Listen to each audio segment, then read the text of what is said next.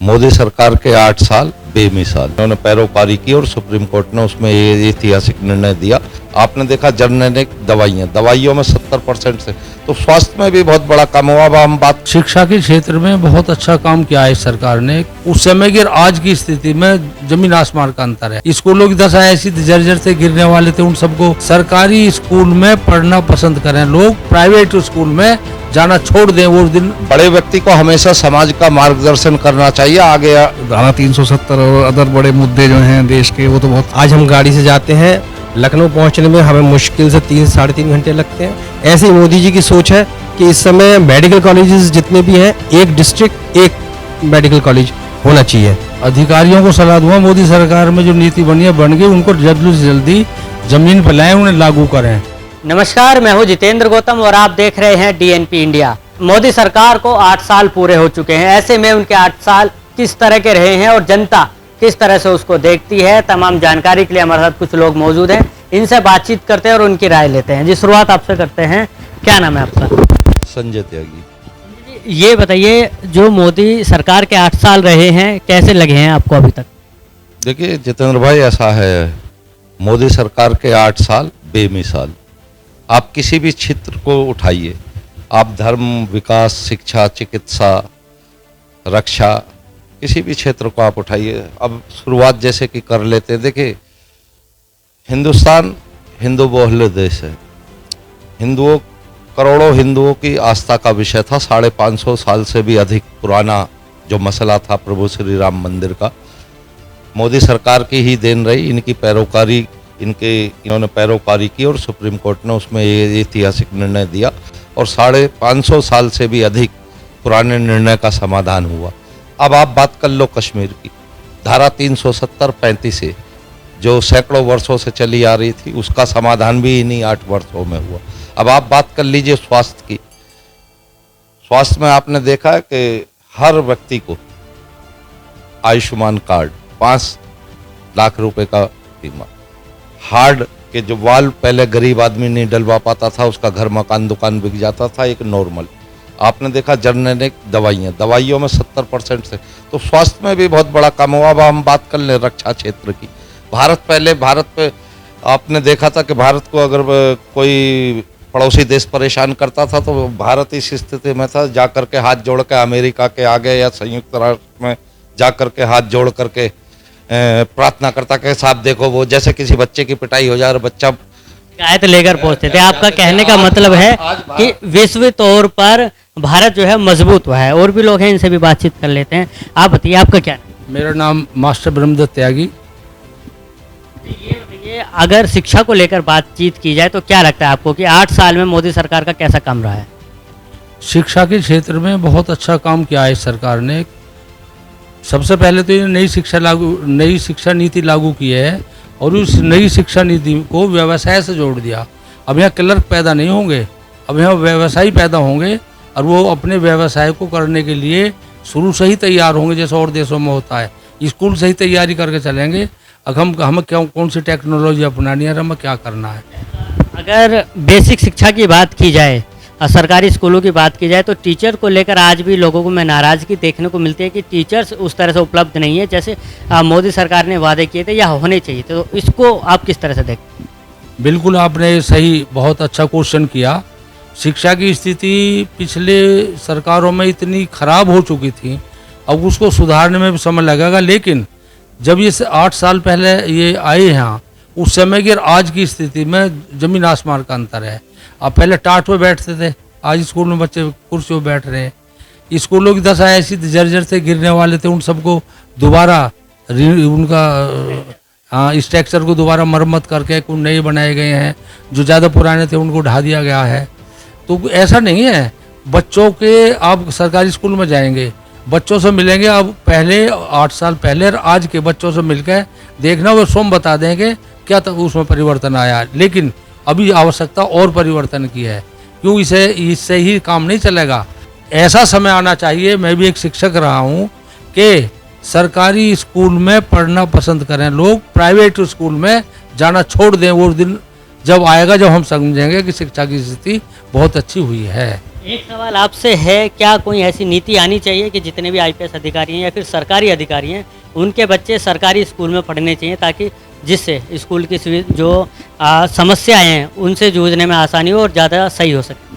देखिए, ऐसा इसमें जहाँ तक हम नीति की बात करें, ये एक सामाजिक जिम्मेदारी है। हर जिम्मेदारी सरकार की नहीं होती। हम देशवासी हैं, हम इस देश में प्रदेश में निवास करते हैं, हमारी भी कुछ नैतिक जिम्मेदारी है। अगर हम अच्छे व्यक्तित्व के मालिक हैं और चाहे हम किसी भी पद पर रहें, तो हमें बड़े व्यक्ति को हमेशा समाज का मार्गदर्शन करना चाहिए। आगे आकर के समाज के सामने एक उत्कृष्ट हम उदाहरण पेश करें। आईएएस पीसीएस क्यों नहीं, कई उत्तर प्रदेश के अंदर कई जिलाधिकारी ऐसे हैं जिनके बच्चे सरकारी स्कूलों में पढ़ रहे हैं। तो ये समाज की जिम्मेदारी है। ये देखिए, बिल्कुल इनका कहना है समाज की जिम्मेदारी है। और भी लोग मौजूद हैं, इनसे भी बातचीत कर लेते हैं। आप बताइए, आपका क्या? मेरा रजनीश त्यागी। रजनीश जी, अगर बात करें मेडिकल सुविधाओं की, जैसे कि कहा है कि बहुत सारे ऐसी योजनाएं निकली हैं जिसको लेकर गरीब आदमी भी इलाज करा सकता है, आप इसको किस तरह से देखते हैं? नहीं, मोदी जी ने बहुत कार्य किए हैं। हर क्षेत्र में, बहुत सारे क्षेत्रों में, जैसे आपका इंफ्रास्ट्रक्चर है पूरे देश का, उसमें जैसे पुल भी हैं, आपके हाईवेज हैं, और अदर मेडिकल क्षेत्र में देख लो आप कि पहले जो है पीजी करने में बड़ी कुछ भी सीट नहीं थी, अब सीट बढ़ा दी हैं। मेडिकल कॉलेज, आईआईएम, मतलब बहुत एजुकेशन सेक्टर में बहुत काम किया इन्होंने। तो धारा 370 और अदर बड़े मुद्दे जो हैं देश के, वो तो बहुत छुए ही हैं उन्होंने।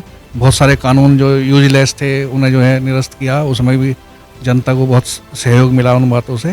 तो इतने काम किए कि उनकी बहुत बड़ी फहरिस्त है, नहीं गिना सकते, लिखनी पड़ेगी, एक लिस्ट बनानी पड़ेगी सही मायने में तो। और याद तो कुछ ही मुद्दे रहते हैं, काम तो उन्होंने इतने किए हैं कि कोई जवाब ही नहीं है। ऐसे नेतृत्व हमारे बड़े मजबूत हाथों में है आज की तारीख में। चलिए, देखिए इनका कहना है कि नेतृत्व जो है मजबूत हाथों में है। आपसे जानना चाहेंगे, सड़कों पर निकलते होंगे 8 साल पहले भी और आज भी, कैसे हालात दिखते हैं आप? हाईवेज़ पर तो बहुत ज़बरदस्त काम हुआ है। हम लखनऊ पहले जाते थे, 10-10, 12-12 घंटे लग जाते थे, हमारी कमर टूट जाती थी। आज हम गाड़ी से जाते हैं, लखनऊ पहुंचने में हमें मुश्किल से 3-3.5 घंटे लगते हैं। हाईवेज़ पे बहुत बढ़िया काम हो रहा है, और एयरवेज़ पे भी बहुत बढ़िया काम हो रहा है, हेल्थ सेक्टर पे बहुत बढ़िया काम हो रहा है। इस समय जो हेल्थ सेक्टर पे जो आयुष्मान योजना चल रही है, वो 5 लाख रुपए तक का इलाज आपको फ्री में मिल रहा है। और इस समय मोदी जी जो एक चीज़ लेके आ रहे हैं, हर ज़िले में एक मेडिकल कॉलेज की जो उनकी सोच है, अगर ये हो जाता है मेडिकल कॉलेज एक ज़िले में, तो ये समझिए कि हेल्थ के मामले में तो सारी मामला ही जड़ से ख़त्म हो जाएगा। रूस और यूक्रेन का युद्ध हुआ, तो ऐसे में भारतीय छात्र जो परेशान हुए, ऐसा आगे नहीं हो।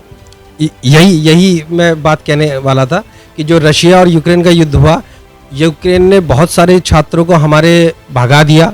इस समय वहाँ पे वो पढ़ाई के लिए भी उन्हें वहाँ प्रॉब्लम आ रही है। लेकिन इस समय इसी को देखते हुए एक बार अटल जी ने ये सोचा था कि चारों दिशाओं को हम जोड़ दें। ऐसे ही मोदी जी की सोच है कि इस समय मेडिकल कॉलेजेस जितने भी हैं, एक डिस्ट्रिक्ट एक मेडिकल कॉलेज होना चाहिए। हम देख रहे हैं इससे पहले की जो सरकारें थी वो कितने सालों से थी, एम्स कितने कम थे। आज आप देखें एम्स कितने बढ़ गए हैं। रायबरेली जैसे ज़िले में भी एम्स की स्थापना हो गई है, और भी कई ज़िलों में एम्स बनने जा रहे हैं।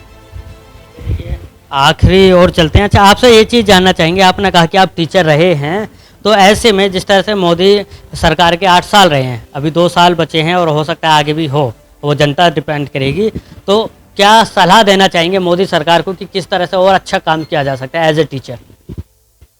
देखिए, मैं तो मोदी सरकार को यही अधिकारियों को सलाह दूंगा, मोदी सरकार में जो नीति बनी है बन गई, उनको जल्दी से जल्दी ज़मीन पर लाएं, उन्हें लागू करें।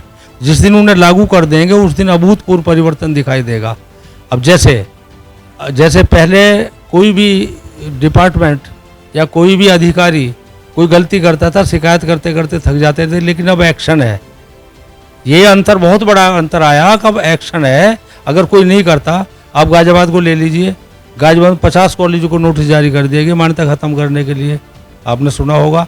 क्यों? अब वो जो गवर्नमेंट की योजना है, जो गरीब छात्रों को वहाँ से बच्चे भेजते हैं, बीएसए के यहाँ से या डीएस के यहाँ से, उनको दाखिला देने के लिए वहाँ से लिस्ट आती है, वहाँ अप्लाई करते हैं।